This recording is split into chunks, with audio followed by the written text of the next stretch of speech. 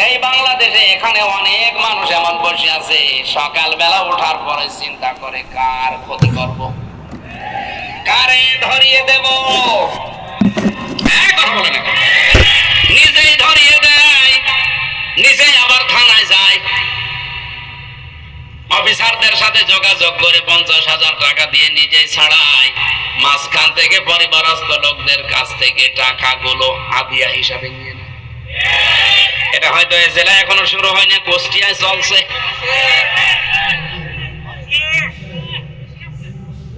আল্লাহর কসম, যারা মানুষের এভাবে ক্ষতি করেছেন, আমারও তো ক্ষতি হয়ে গেল। 3টা বছর তো গেল, আমার বাবার লক্ষ লক্ষ টাকা বিনা কারণে গেল। এই যে ক্ষতিগুলো যারা করছেন, আপনি নামাজ পড়তে পারেন, রোজা রাখতে পারেন, বোরকা পড়তে পারেন, ব্যবসা করতে পারেন, এই যে আলেম, জিজ্ঞাসা করেন আপনার আকৃতি এটা থাকবে না সাপের মতো হবে। এটা সূরা রহমানের ভেতরে আছে, তার তাফসীর পড়েন। 10 প্রকারের আকৃতির কথা আমি পড়েছি। ইউরাফুল মুজরিমুনা বিসিমাহুম ফায়ুখাযু বিন নাওয়াসি ওয়াল আকদাম ফাবিআইয়ি আলাই রাব্বিকুমা তুকাদ্দিবান। কিয়ামতের দিন পাপিষ্ঠ মানুষ যারা, তাদের মাথার চুল ধরে আর পা ধরে আল্লাহ তুলবে। আল্লাহর বিচার ব্যবস্থা আর মানুষের বিচার ব্যবস্থা এক না। মানুষ সাক্ষী ছাড়া বিচার করতে পারে না। আর আল্লাহ পাক বলেন, আমি আল্লাহ সাক্ষী লাগবে না, ওর শরীরের ভেতরে সাক্ষী ফুটে উঠবে। ওর মুখ বন্ধ করে দিলে আর হাত সাক্ষী দেবে, ওর কান সাক্ষী দেবে, ওর পা সাক্ষী দেবে, ওর শরীরের অঙ্গ প্রত্যঙ্গ গুলো সব সাক্ষী হয়ে যাবে। দূরের মানুষ লাগবে না, ও নিজেই নিজের বিরুদ্ধে দাঁড়াবে। জানে আল্লাহর বিচার ব্যবস্থা আর আমাদের বিচার এক না। আমরা বিচার করতে হলে সাক্ষী লাগে, তাছাড়া আমরা রায় দিতে পারি না। কথা বলে না কেন? আর আল্লাহর বিচারে আল্লাহর সাক্ষী লাগবে না, আপনি নিজেই নিজের বিরুদ্ধে দাঁড়িয়ে যাবেন। কারণ মুখ যখন সেলাই করা হয়ে যাবে, আপনি মুখে তো বলতে পারবেন না। হাত বলবে আমারে নিয়ে ঘোষের টাকায় সই করেছিল, আমারে চোখ বলবে আমারে দিয়ে দেখে দেখে এই কাজ করেছিল, পা বলবে আমারে দিয়ে হেঁটে গিয়েছিল। যে বেকার ভালো মানুষটাকে ধরিয়ে তার কাছ থেকে 1 লাখ টাকা খেয়েছিল, বলেন সুবহানাল্লাহ। আউযুবিল্লাহ। এইটাই চলছে। দুনিয়ার কোন স্বার্থ পাওয়ার জন্য না, কোরআনে কারীম বোঝার জন্য এই পর্যন্ত যারা ধৈর্য ধরলেন, খুশি হয়ে বলেন আলহামদুলিল্লাহ। ধৈর্যের ফল মিষ্টি হয়, ইনশাআল্লাহ আজকে মিষ্টি হবে। আল্লাহ আমাদেরকে যেন জান্নাত দিয়ে সেটা প্রমাণ করে দেন। কোরআন শুনতে এসেছি যারা, নবীজি বলেন মান ক্বালা বিহি সাদাকা, যারা কোরআন দিয়ে কথা বলবে এরা সত্য কথা বলবে। সুতরাং কোরআনের কথার বাইরে যত কথা আছে সব কিছুর ভেতরে ভেজাল আছে। এ কথা মানেন তো? আমান আমিলা বিহি উজিরা, যারা কোরআন দিয়ে আমল করবে এদের পুরস্কার আল্লাহ নিজে দান করবেন। কোরআনে কারিমের আমল আছে 500, কত? আর কোরআনের সবক 9টা। কোরআনে পৃথিবীতে আমাদেরকে সবক দিয়েছেন 9টা। বাংলাদেশ সহ ভারত এবং কি হয়েছে কি দেখবেন কি আপনি? কথা শোনার চেষ্টা করেন। আমি কি পরিমণি আমার দেখবেন? আমার দেখার কি আছে বলেন? আমার এমনি শরীর চলে না, আমার কি দেখবেন? কথা শুনতেছেন, কথা শুনেন। এখানে কত আলেম বসে আছে দেখছেন না? বেয়াদবি করবেন না ভাই।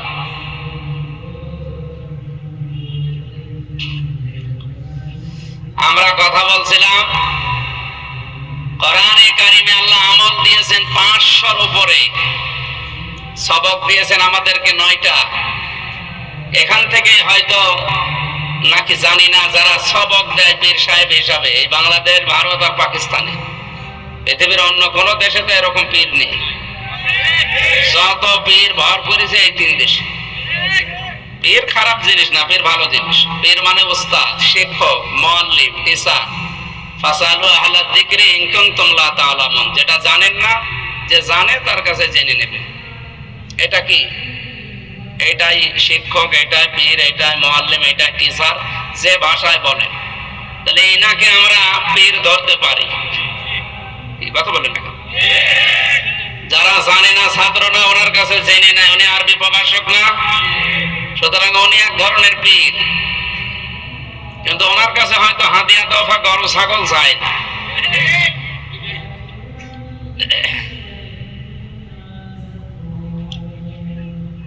কোরআনে কারিমে আল্লাহ যে সবকগুলো দিয়েছেন, আমরা যদি ওইভাবে ওই সবকগুলো নিতে পারতাম, বাংলাদেশে আমার মনে হয় কারো লাগতো না, শুধু পীরের মুরিদরা এই দেশে ইসলাম কায়েম করে ফেলত। 48,000-এর উপরে দেশে পীর মুরিদ কত লক্ষ কোটি আছে। 9টা সবকের প্রথম সবক আল্লাহ নবীকে দিয়েছিলেন, ইকরা, হে নবী আপনি পড়েন।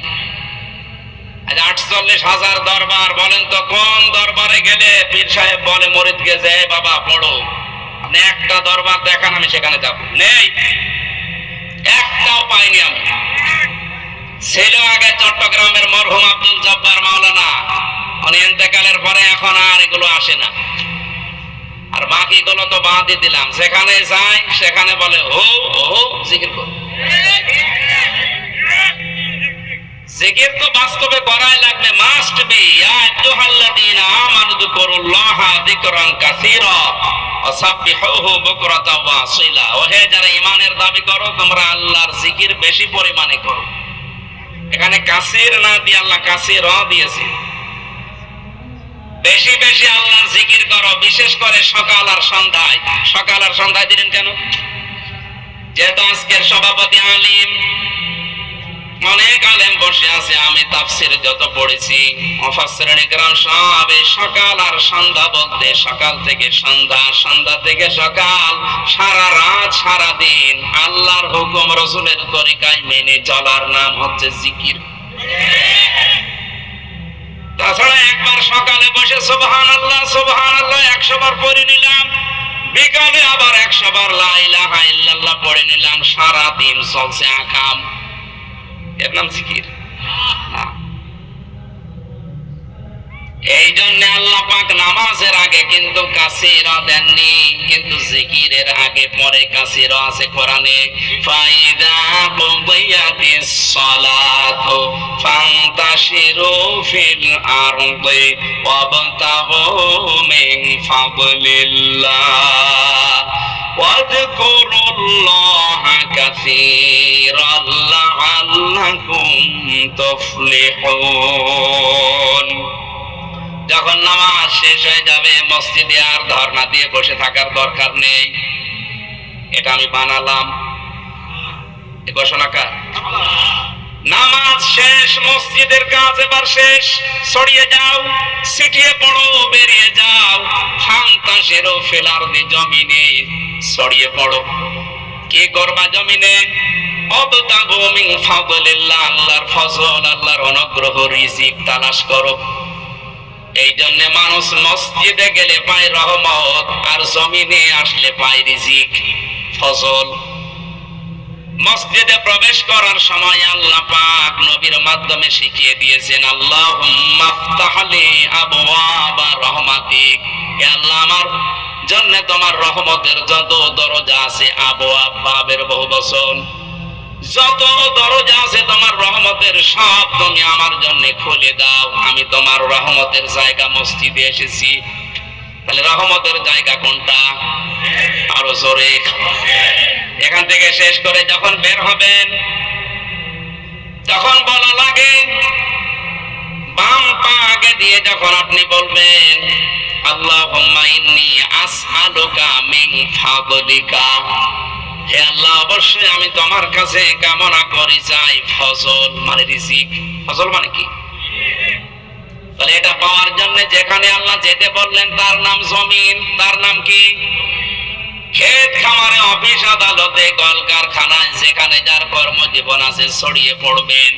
নামাজের সময় নামাজ, কাজের সময় আসতে বলবেন। নামাজের সময় যদি হয়ে যায়, ওই সময় দুনিয়ার যত গুরুত্বপূর্ণ কাজ থাক সব মাইনাস করা লাগবে। এমনকি মেয়েদের সন্তান যখন দুনিয়ায় আসে, প্রথমে পানি দেখা যায়, এরপরে রক্ত দেখা যায়, এরপরে সন্তানের মাথা আসে। নবীজি বলেন, এমন কঠিন মুহূর্তেও যদি নামাজের সময় হয়ে যায়, ওই মহিলার মাথাকে, সন্তানের মাথাটাকে তোলার ভেতরে বিছিয়ে দিয়ে বলো নামাজ পড়তে। কত কঠিন বিধান এটা, অথচ চা খেতে খেতেও নামাজ পড়ে না। আবার বলে নামাজ পড়ি না, তাতে কি আমার ঈমান শক্ত আছে? তো ঈমানই নেই। নামাজের মতো গুরুত্বপূর্ণ বিধানকে যারা অবজ্ঞা করে, হেলায় খেলায় নষ্ট করে, দাম দিতে চায় না, ওর ঈমান ভেঙে গেছে।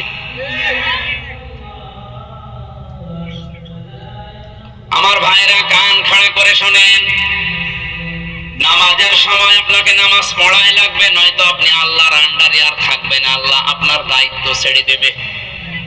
এজন্য ফরজ নামাজ যারা পড়ে না, আল্লাহ বলেন আমি তাদের দায়িত্ব ছেড়ে দেই। বলেন নাউজুবিল্লাহ। আজকে থেকে অন্তত আর যাই করি জীবনে ফরজ নামাজ আজরাইল আসার আগে আমি ছাড়বো না। সেখানে থাকি, যে অবস্থায় থাকি, ফরজ নামাজ আমার পড়তেই হবে। সুন্নাত, নফল, মুস্তাহাবে নামাজগুলো যদি আপনি পড়তে সময় না পান, পরে পড়ে নেবেন, কিন্তু ফরজ ছাড়া যাবে না।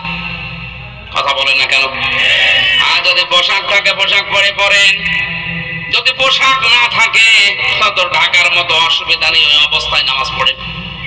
পশ্চিম যদি রাখেন, যেদিকে কাবা যদি মনে হয় যে এদিকে, ওদিকেই পড়েন। যদি খেয়াল না হয় যে কোন দিকে, যেদিকে মুখ আছে ওইদিকে পড়েন। নামাজ পড়া লাগবে। নামাজ শেষ হয়ে গেছে, এখন আর আপনাকে মসজিদে বসে বসে থাকার দরকার নেই। যান ছড়িয়ে ছিটিয়ে যাবেন। কত মানুষ আছে দেশে দেখি নামাজের পরে মসজিদে ফ্যান জোরে টাঙিয়ে দিয়ে উনি ঘুমাচ্ছে। ফ্যানের বিল কি তোমার বাবা দেবে নাকি? কোন কারণে, বিনা কারণে আপনি ফ্যান মসজিদে টাঙিয়ে দিয়ে ঘুমিয়ে আছেন? নামাজের পরেও মসজিদে থাকলে ক্ষতি আছে, আছে নাকি? কি জানেন না? আমি জানি। বলছে কই, মানে কথা বলতে বলছে। ও হ্যাঁ, এখানে এটা করিমগঞ্জ না, আমার কুষ্টিয়া ভার্সিটির এক স্যারের বাড়ি এখানে, ডক্টর এরশাদুল্লাহ স্যার। এখানে না, কিশোরগঞ্জ পাকন দিয়া বাড়ি না, করিমগঞ্জ না, কোথায় শুনতাম আগে। মুজাহিদুল ইসলাম কোন বিভাগের স্যার উনি? দাওয়া স্যার আমি চিনি না। আমি আল কোরআনে ছিলাম, এরশাদুল্লাহ স্যার আমাদের শ্রদ্ধাভাজন উস্তাদ। কিশোরগঞ্জে বাড়েন কোন থানা ওটা মনে নেই। যাই হোক, স্যারকে আল্লাহ রাব্বুল আলামিন হায়াতে তাইয়্যিবা সিহাতে কুল্লিয়া যেন দান করে। আমার খুব প্রিয় স্যার ছিল, অনেকদিন দেখি না, সেই 16 সালের পর থেকে আর দেখা নেই, যাওয়া হয় না ব্যস্ততার কারণে। স্যার উনি ওনার ক্যাম্পাস নিয়ে আছে। আমরা কথা বলছিলাম, নামাজের পরে যদি বিনা কারণে কেউ মসজিদে থাকে, যার কোনো কাজ নেই, তার দ্বারা ক্ষতি কি? এক এলাকায় বিদ্যুৎ নেই, এলাকার মানুষেরা খুব কষ্ট করে টাকা পয়সা দিয়ে জেনারেটর কিনেছে মসজিদের জন্য, আর কয়েকটা ফ্যান টাঙিয়ে দিয়েছে। কয়েকজন চিন্তা করছে আমাদের বাড়িতে তো ফ্যান নেই, বিদ্যুৎ নেই, রাতের বেলায় গরমে ঘুম হয় না। মুয়াজ্জিনকে বলছে, ভাই আপনাকে আমরা রাত্রে কিছু টাকা দেব, এশার নামাজ পড়ে যখন চলে যাবেন চাবিটা দিয়ে যাবেন। আমরা রাতে মসজিদে ঘুমাবো, ফজরের নামাজের সময় যখন আযান দিতে আসবেন চাবি দিয়ে আমরা আবার চলে যাব, আমরা নামাজ পড়বো না। মুয়াজ্জিন বলছে, এমনি এমনি চাবি দেওয়া যাবে না, টাকা লাগবে। ঠিক আছে, প্রতি মাসে আমরা এই 4 জন আপনাকে 1000 টাকা দেব মনে করেন। মুয়াজ্জিন গরিব মানুষ, রাজি হয়ে গেছে। ওরা 4 জন মিলে ফ্যান দিয়েছে 12টা। মানুষ কয়টা? যাদের ফ্যানের নিচে থাকার অভ্যাস নেই, ওরা যদি একবার ফ্যান পায় আর হাই স্পিডে ঘুরছে, জনমের ঘুম দিয়েছে। কোথায় কার কাপড় আল্লাহ জানে আর ওরা জানে। মুয়াজ্জিন ফজরের নামাজ পড়তে এসেছে, আযান দেবে, লাইট যে জ্বালিয়েছে দেখেন, নাউজুবিল্লাহ, তাড়াতাড়ি করে লাইট বন্ধ করে হজের মাঝে দাঁড়িয়ে বসে হারাম। কি হয়? মসজিদে থাকা হারাম। ইমাম মুয়াজ্জিন সাহেব আপনি যে ফতোয়া দিয়ে দিলেন মসজিদে থাকা হারাম, কোন দলিল আছে বলেন? দলিল লাগবে না, আমি নিজে দেখেছি। কিসের দলিল? আমি নিজে দেখলাম বিনা দলিলে মসজিদে থাকা যাবে। আপনি কোন কারণে নামাজের পরে বসে বসে আছেন, শুয়ে আছেন, আপনার কোনো কাজ নেই? লাকাদ খালাকনাল ইনসানা ফি কাবাদ, অবশ্যই আমি মানুষকে কষ্টের পরে কষ্ট সহ্য করে বানিয়েছি দুনিয়ায়। তাকে কষ্ট করা লাগবে, শ্রম দেওয়া লাগবে। কারণ এই যে ঘাম, শহরে শ্রম দিতে গেলে ঘামের মূল্য আল্লাহর কাছে অনেক বেশি। আল কাসিবু হাবিবুল্লাহ, যারা কাজ করে খায় নবীজি বলেন এরা আল্লাহর বন্ধু। এজন্য নামাজ শেষ মসজিদ থেকে আপনি বের হয়ে যাবেন, স্বপ্নের দিকে খেয়াল করে দেখবেন নামাজের আগে কিন্তু আল্লাহ যকুরুল্লাহ কাসীরা দেয়নি। কারণ আল্লাহ জানে যে নামাজ পড়তে গেলে মানুষ এমনি আমাকে ডাকবে। কিন্তু কর্মজীবনে যে জমিনে যখন ছড়িয়ে যাবেন, যার যেখানে কর্মজীবন আছে ওই জায়গায় যে যেন মানুষ আল্লাহকে স্মরণ করে, কম না বেশি? আযকুরুল্লাহ কাসীরা, রিজিক তালাশ করতে গিয়ে এখন আর জিকির কম করলে হবে না, এখানে জিকির বেশি করা লাগবে। এখানে যে জিকির, এইটা কি? ওখানে বসে বসে সুবহানাল্লাহ পড়া। যেখানে যেই বিধান আছে ওই বিধানটা ওখানে ওইভাবে পালন করার নাম তাহলে জিকির। এজন্য সাব্বিহুহু বুকরাতাও ওয়া আসীলার ব্যাখ্যায় মুফাসসিরিন ইকরাম লিখেছেন সকাল থেকে সন্ধ্যা, সন্ধ্যা থেকে সকাল, সারা দিন সারা রাত আল্লাহর বিধান রাসূলের তরিকায় মেনে চলার নাম জিকির। আপনি এই শিক্ষা দিতে পারেন না দরবারে? কোরআনের প্রথম সবক তাহলে আল্লাহ যেটা দিয়েছে তার নাম পড়ো। আপনাকে পড়া লাগবে আগে। সম্মানিত মা বোন যারা এসেছেন, এ মাসের সম্মান শুধু রোজা রেখে রেখে শেষ করে না, শুধু রোজা রাখাই হবে না, আপনার আচরণটা পরিবর্তন করা লাগবে। এ পৃথিবীতে মেয়েদের সবচাইতে বড় উত্তম আচরণ হচ্ছে তাদের পেট ঠিক করা। কোরআনে কারিমে আল্লাহ নবীর স্ত্রীদেরকে লক্ষ্য করে জানিয়েছেন, আপনারনা ফি বুয়ুতিকুন্না ওয়ালা তাবাররাজনা তাবাররুজাল জাহিলিয়াতিল উলা। সূরা আহজাবের 33 নম্বর আয়াতের প্রথম অংশে আছে আল্লাহ